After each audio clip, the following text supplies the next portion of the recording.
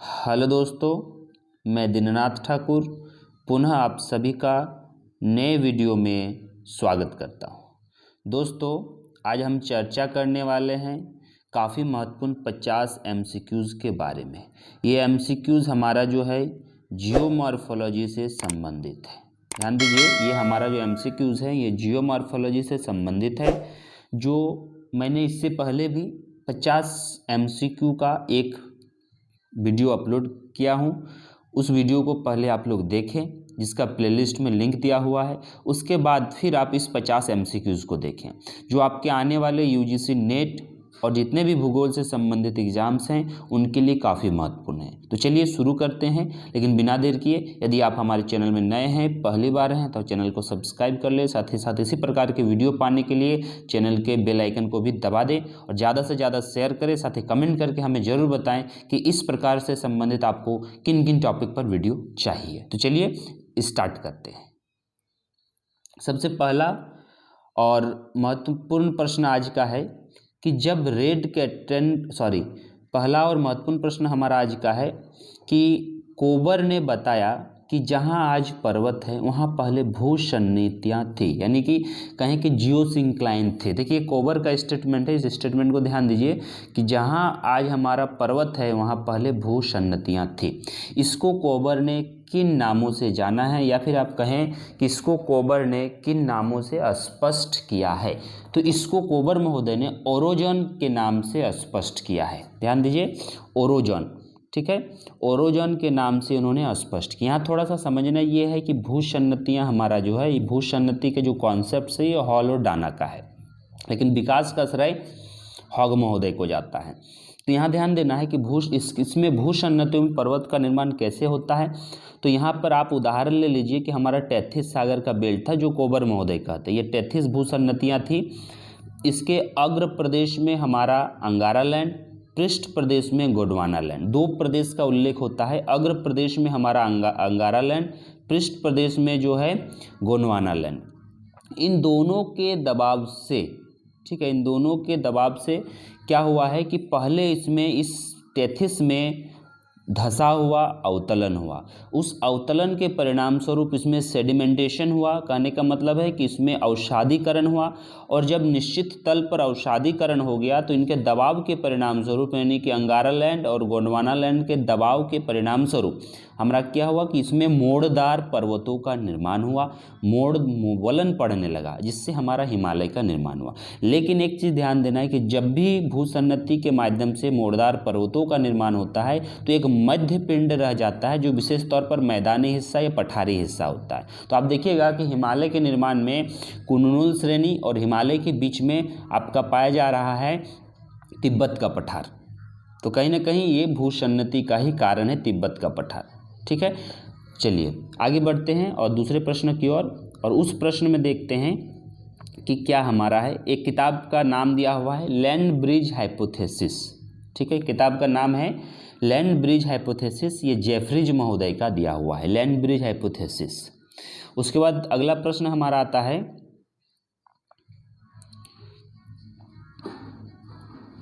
अगला प्रश्न है प्रोसेस ऑफ जियोमॉर्फोलॉजी नामक पुस्तक के लेखक। देखिए, ये सब किताब का नाम है, डायरेक्ट इससे प्रश्न पूछा जाता है।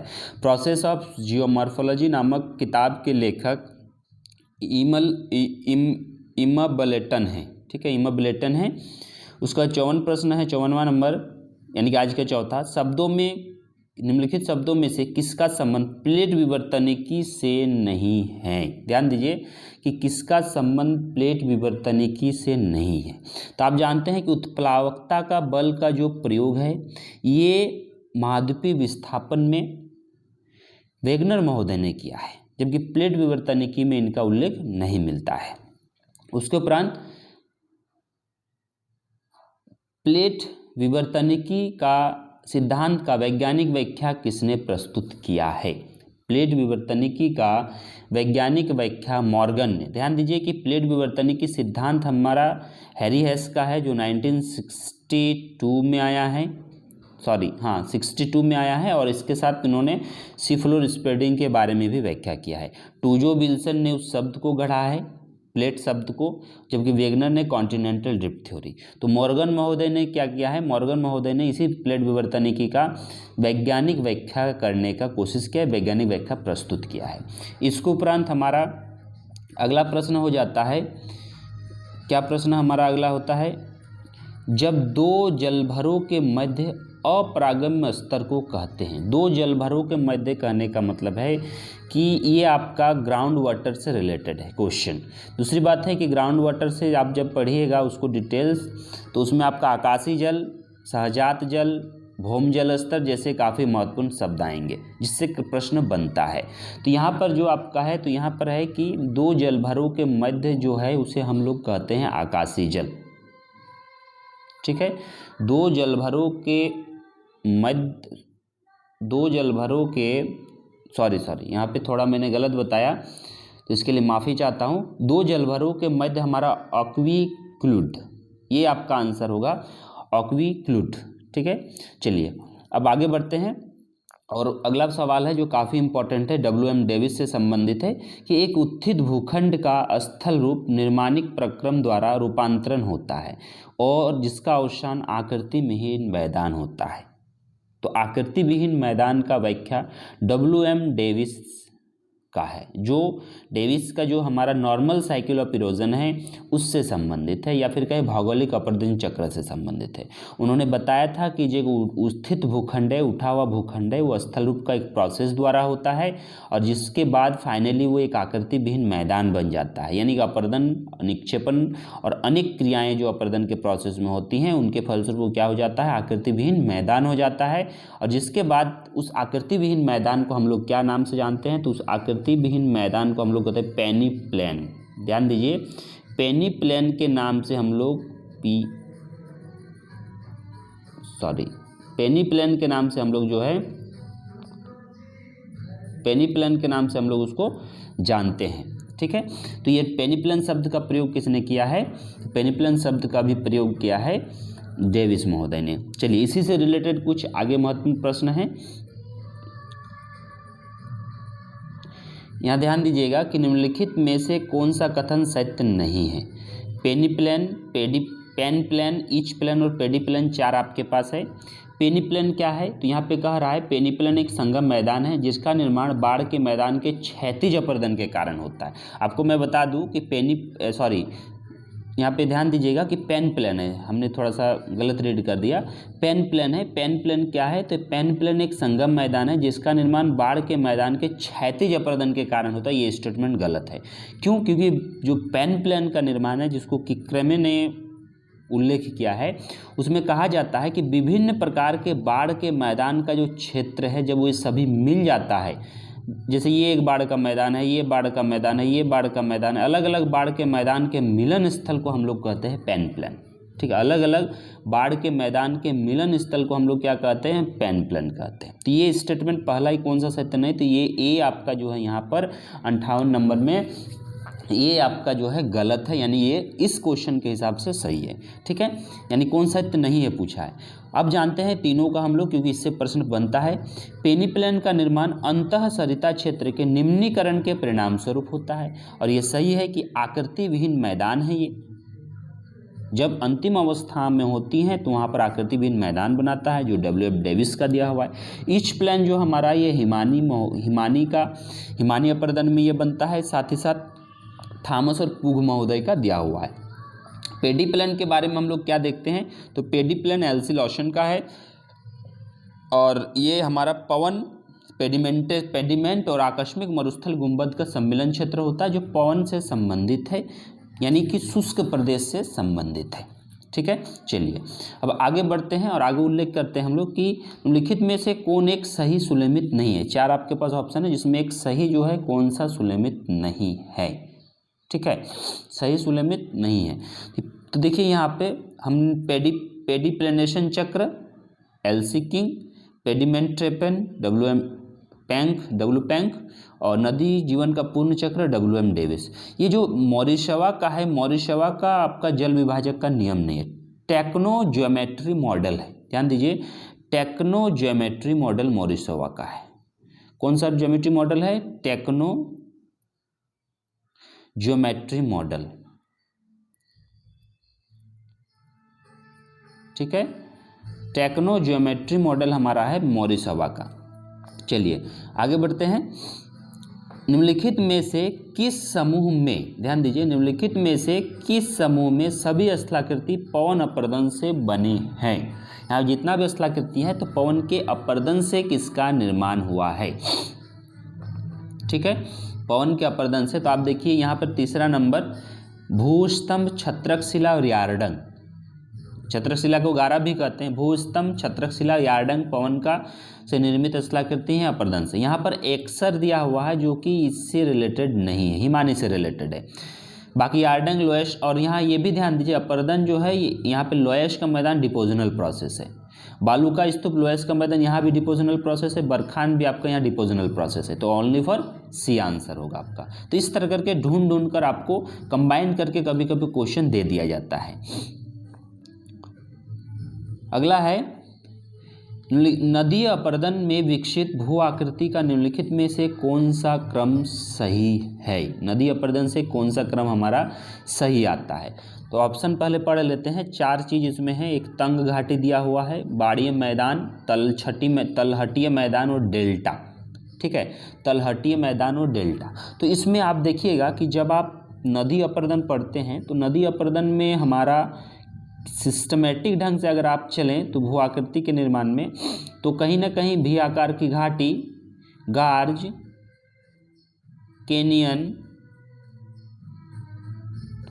कैनियन के बाद आप जैसे ही आगे बढ़ते हैं तो आपको तंग घाटी मिलता है। यानी कि एकदम संकीर्ण होता है, वो जो है एकदम संकीर्ण होता है और काफ़ी डेप्थ होता है।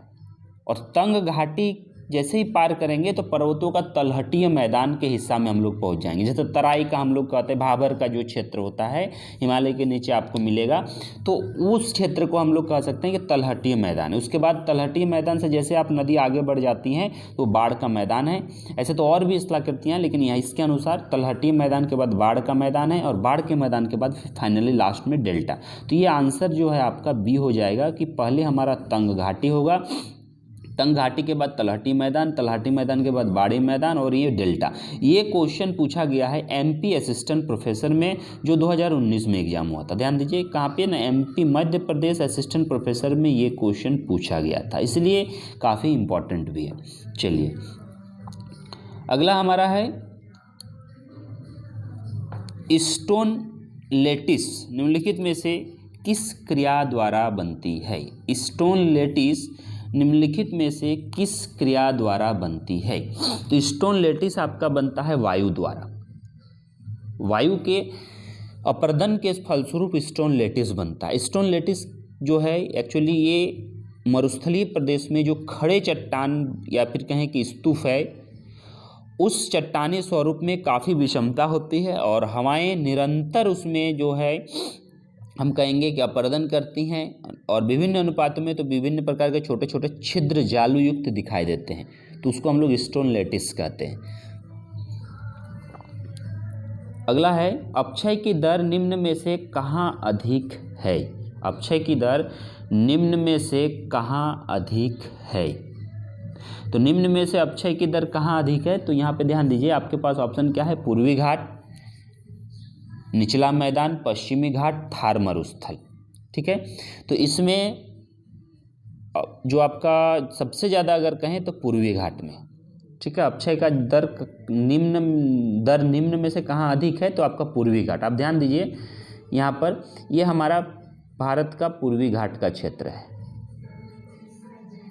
यहाँ पर अपर्दन जो है ज़्यादा है, तो यानी कि यहाँ पर भौतिक अपक्षय भी दिखाई देता है और रासायनिक सॉरी थोड़ा सा हमने रॉन्ग कह दिया कि अपक्षय की दर निम्नलिखित में से कहाँ अधिक है। हमको लगा कि यहाँ पर क्वेश्चन आपको अपर्दन पूछा जा रहा है, यानी कि यहाँ पे कटाव के बारे में, इसलिए मैंने ये कहा, इसलिए थोड़ा सा माफ़ी चाहता हूँ। यहाँ पे ध्यान दीजिए, फिर से मैं यहाँ रिपीट कर रहा हूँ कि रिपीट हम क्या कर रहे हैं, तो रिपीट हम कर रहे हैं कि अपक्षय की दर, अपक्षय मतलब होता है कि टूटना फूटना, ठीक है, टूटना फूटना और अपने स्थान पर बिखर जाना। तो टूटना फूटना और अपने स्थान पर बिखर जाना का मतलब है यहाँ पर सबसे ज़्यादा आप अगर देखें तो थार मरुस्थल में आपको मिल रहा है। थार मरुस्थल में इसलिए मिल रहा है क्योंकि थार मरुस्थलीय क्षेत्र है, चट्टानों में भौतिक और रासायनिक अपक्षय दिखाई देता है, और भौतिक और रासायनिक अपक्षय के कारण चट्टानों टूटते हैं और अपने स्थान पर बिखर जाते हैं। तो हम कह सकते हैं कि अपक्षय का दर सबसे जो दर है वो सबसे अधिक आपका इन चारों ऑप्शन में थार मरुस्थल में और मरुस्थलीय क्षेत्रों में ही आपका शुष्क प्रदेश, कहने का मतलब है कि शुष्क प्रदेश में ही अपक्षय या फिर कहें कि शुष्क प्रदेश में ही हमारा दिखाई देता है ज़्यादा अपक्षय। ठीक है, चलिए आगे हम लोग बढ़ते हैं और देखते हैं क्या है। निम्नलिखित में से कौन सा स्थल रूप भ्रंश द्वारा नहीं बनता है? कौन सा स्थल रूप भ्रंश द्वारा नहीं बनता है? तो पहला बात है कि ग्रेबन या गार्बेन आपका भ्रंश से निर्मित स्थलाकृति है, ह्रस्ट भी, भ्रंश घाटी भी। नापे या ग्रीवाखंड जिसको हम कहते हैं, एक्चुअली इसका निर्माण आपका होता है वलन में, लेकिन कभी कभी हम लोग पढ़ते भी हैं कि जब अत्यधिक वलन पड़ता है तो अत्यधिक वलन पड़ने के फलस्वरूप वो टूट जाती हैं और एक दूसरे पर चढ़ जाती है, तब हम कहते हैं ग्रीवाखंड या नेप्पे का निर्माण होता है। लेकिन भ्रंश में ऐसा स्थिति अपवाद स्वरूप ही दिखाई देता है, इसलिए इसको यहाँ पर हम लोग आंसर करेंगे कि भ्रंश में ये नहीं बनता। लेकिन आप किताब में देखिएगा तो अपवाद स्वरूप इसका उल्लेख किया गया है। उसके बाद आपका आता है हमारा अगला प्रश्न है मिलान है। मिलान किससे रिलेटेड है? भ्रंश से ही रिलेटेड है। सूची 1 है, सूची 1 को सूची 2 से सुलमित करना, ये भ्रंश का प्रकार दिया हुआ है, उसका विशेषता दिया हुआ है। ठीक है, तो सामान्य भ्रंश हम क्या कहेंगे? तो सामान्य भ्रंश कहेंगे जब एक दूसरे के विपरीत दिशा में जब जाता है तो हमारा सामान्य भ्रंश होता है। तो दो शैलखंडों का विपरीत दिशाओं में विस्थापन सामान्य भ्रंश। उत्क्रम भ्रंश क्या है? कि एक दूसरे की ओर बढ़ना। पार्श्व भ्रंश क्या है? तो कहेंगे कि क्षैतिज विस्थापन होता है शैलखंड का भ्रंश तल के सहारे। स्टेज भ्रंश क्या है? तो कहेंगे स्टेज भ्रंश जो हमारा है, ये स्टेज भ्रंश हमारा होता है कि जब भ्रंश श्रृंखलाओं का ढालान उसी दिशा पर होता है जिधर मतलब भ्रंश होता है, तब हमारा जो है भ्रंश स्टेज कहते हैं। ठीक है, स्टेज भ्रंश कहते हैं। तो ये आपका सेम हो गया है, ए का 1, बी का 2, सी का 3 और डी का 4। तो इसको यहाँ पर आपका ए आंसर हो जाएगा। चलिए अब 66 हम आते हैं। 66 में हम देखते हैं कि यहाँ पर हमारा 66 में हम किन चीज़ों का उल्लेख करते हैं। जब तनाव के कारण, ध्यान दीजिए कि जब तनाव के कारण भूखंड पर दो समानांतर दरारें पड़ती है तथा मध्यवर्ती भाग के दोनों, ध्यान दीजिए कि दोनों ओर भूखंड नीचे धंस जाती है। मध्यवर्ती भाग के, यानी कि जब दरार पड़ेगा तो मध्यवर्ती भाग के, ये हमारा इतना बड़ा चट्टान है तो हम कहेंगे कि ये वाला जो हिस्सा है ये नीचे धंस गया मध्यवर्ती भाग का। ठीक है, ये नीचे धंस गया और ये स्थिर रहा, ये जो है स्थिर रहा। तो ये जो नीचे धंस गया तो नीचे धंस गया, जबकि भूखंड का दोनों ओर के भूखंड, यहाँ पे इस तरह कह रहा है आपका कि दोनों, देखिए यहाँ इसको अभी मत ध्यान दीजिए, मध्यवर्ती भाग के दोनों ओर का भूखंड नीचे धंस जाए, यानी ये मध्यवर्ती भाग है, इसका ये जो है हिस्सा नीचे धंस गया, तो मध्य भाग आपका खड़ा रहता है, तो उसे हम क्या कहते हैं? तो उसे हम ब्लॉक पर्वत कहते हैं। ठीक है, भ्रंशोस्त पर्वत कहते हैं। देखिए इसको नहीं ध्यान देना है आप लोगों को, इसको एकदम ध्यान नहीं देना है, इसको ध्यान नहीं देना है।